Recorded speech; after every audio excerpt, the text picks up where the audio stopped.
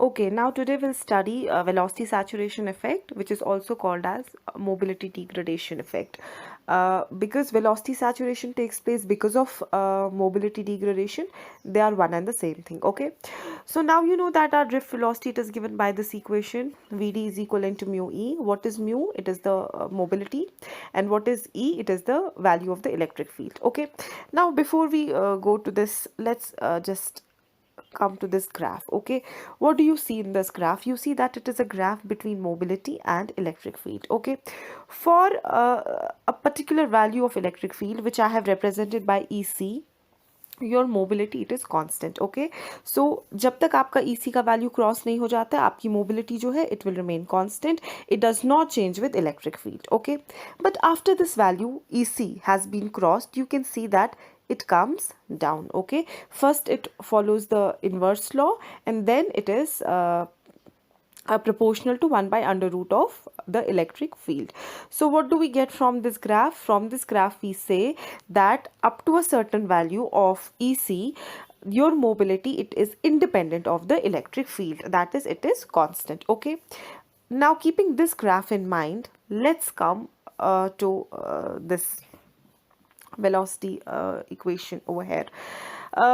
What can we say? We can say that for the value of electric field up to this limit EC, जब तक आपका E जो है it is less than EC, आपकी velocity drift velocity जो है वो increase हो जाएगी जब आपका electric field क्या हो जाएगा, increase हो जाएगा. Why? Because आपकी mobility जो है वो क्या रह रही है, वो constant रह रही है. Okay, तो this is ठीक है.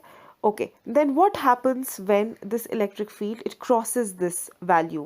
Which value? EC. आपकी जो मोबिलिटी है it will reduce. ठीक है, तो उसकी वजह से आपका VD क्या रहेगा? VD आपका constant रहेगा. Why will your VD remain constant? Because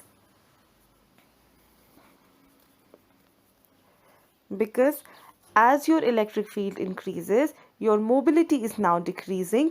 One thing is increasing, another thing is decreasing, and VD पे इसका जो total effect है वो क्या है, वो zero है. तो VD remains constant. VD जो है it does not increase further. Okay, so this is the graph. This is your VD and this is your electric field.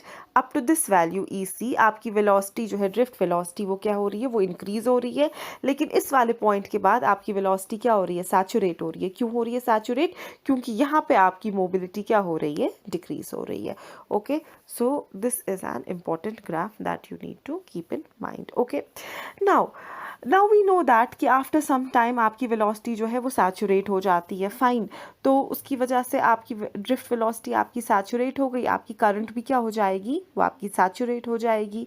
पिछले lecture में भी we have studied this. Okay, now how does this velocity saturation affect the MOSFET? How does it affect the functioning of the MOSFET? That is to be seen. Okay, you know this is the equation of the current in saturation mode, but this is the equation of the current in saturation mode for a long channel device. Okay, long channel में we से कि हमारी current कब saturate हो जाती है, जब हमारा VDS का वैल्यू किससे बढ़ जाता है, VGS माइनस VTH से. Okay, so this equation it is valid only for long channel. Okay, because in a long channel MOSFET this saturation current जो आपकी saturate हो जाती है वो किसकी वजह से हो जाती है, जब आपका VDS किससे बड़ा हो जाता है, when it becomes greater than VGS minus VTH. But this is only true for a long channel device. For short channel device आपकी velocity saturation जो है, आपकी current जो saturate हो जाती है वो एक और effect की वजह से भी saturate हो जाती है, that is called as velocity saturation. Okay, so coming back to this. ठीक है. ओके, सो कैन आई से कि जो आपका लॉन्ग चैनल है, लॉन्ग चैनल में आपकी वेलोसिटी आपकी जो करंट है, sorry not the velocity, the current, वो सैचुरेट हो जाती है बिकॉज आपका VDS बढ़ जाता है VGS माइनस VTH से. This is the only reason. Why is it the only reason? Because long channel में वेलोसिटी सैचुरेशन या मोबिलिटी डिग्रेडेशन का कोई रोल नहीं होता है, बिकॉज वेलोसिटी सैचुरेशन या मोबिलिटी डिग्रेडेशन जो है वो एक शॉर्ट चैनल इफेक्ट है. लॉन्ग चैनल में करंट अगर सैचुरेट हो रही है तो सिर्फ और सिर्फ किस वजह से सैचुरेट हो रही है? इस वजह से कि आपकी जो VDS की जो वोल्टेज है वो बढ़ गई है from a value greater than VGS minus VTH. Okay, now this was all about long channel. लेकिन शॉर्ट चैनल में जो हमारी इक्वेशन ऑफ सैचुरेशन करंट है इट इज़ डिफरेंट. ओके, इसमें आपकी जो सैचुरेशन है इट टेक्स प्लेस जब आपकी मोबिलिटी डिग्रेडेशन स्टार्ट हो जाती है. मोबिलिटी डिग्रेडेशन किस पॉइंट पे स्टार्ट हो जाती है? यहाँ पर I have written V saturation. मतलब आपका VDS अगर अब बढ़ गया as compare to V saturation. पहले हम लोग क्या बोलते थे लॉन्ग चैनल में? हम लोग बोलते थे VDS नहीं बढ़ना चाहिए किस वैल्यू से? From the value VGS minus VTH. But इस वक्त हम लोग क्या बोल रहे हैं? हम लोग बोल रहे हैं there is another effect that is simultaneously taking place. वो कौन सा वाला इफेक्ट है? वो इलेक्ट्रिक फील्ड का. इलेक्ट्रिक फील्ड इंक्रीज हो रहा है, उसकी वजह से मोबिलिटी क्या हो रही है? डिक्रीज हो रही है. तो इसमें सैचुरेशन कब होगी? जब आपका VDS बढ़ जाएगा किससे? वी सैचुरेशन से. वी सैचुरेशन अब क्या है? वी सैचुरेशन वो वाला पोटेंशियल डिफरेंस है अक्रॉस द चैनल जब आपका इलेक्ट्रिक फील्ड किसको क्रॉस करता है? इस EC को. ओके, सो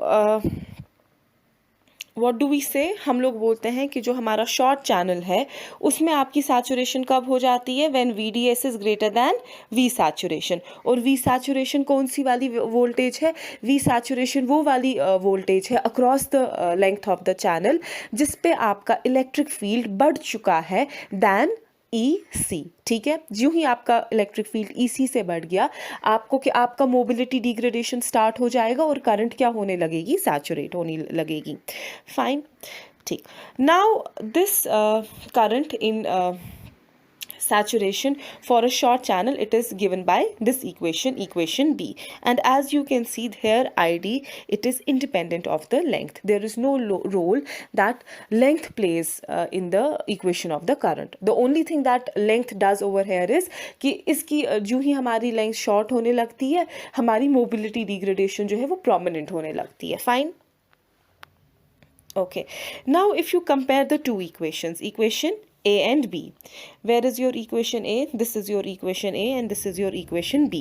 Equation A जो है वो लॉन्ग चैनल के लिए है, equation B जो है वो शॉर्ट चैनल के लिए है. ओके, यू कैन सी कि ये वाली करंट का वैल्यू जो है it is a bit more as compare to this value. Why? Because you can see यहाँ पर it varies as the square, here it has a linear relationship. So can I say that जो मेरी saturation current है for short channel it is less than the saturation current in long channel? Definitely yes, you can easily compare the two equations and you can see that the current in saturation mode for a short channel device is less as compared to the saturation current for a long channel device. Okay, then what does this imply? इसका क्या मतलब है?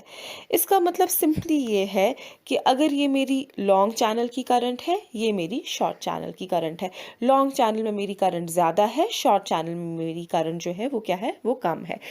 इसका क्या मतलब है? It means कि जो ट्रांस कंडक्टेंस है या जो मेरा गेन है for a short channel device it is less. और डेफिनेटली मॉस्फेट जिसका गेन कम होगा it is not that helpful, that is an undesirable effect. So what happens because of velocity saturation? Because of velocity saturation हमारे को जो हमारी current है it decreases. Because of the decrease in the current, what happens? The gain of the MOSFET, the transconductance of the MOSFET, it reduces, which is an undesirable effect. We don't want our gain to be reduced. Okay, so I hope this is clear. Fine.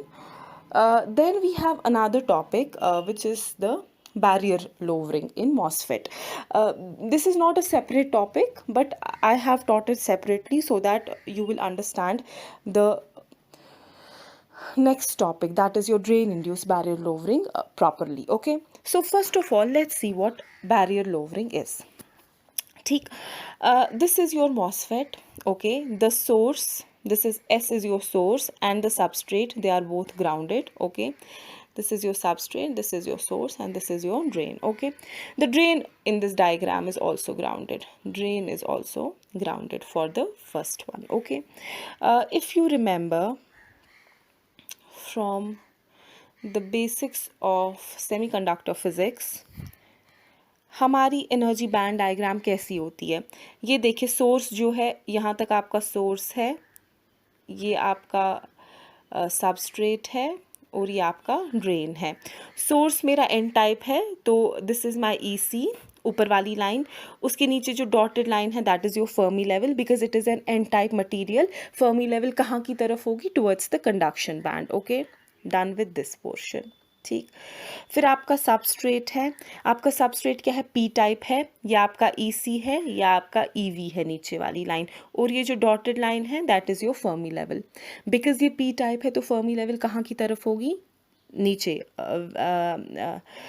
E V, that is your the topmost layer of the valence band. Okay, so this is your Fermi level, which is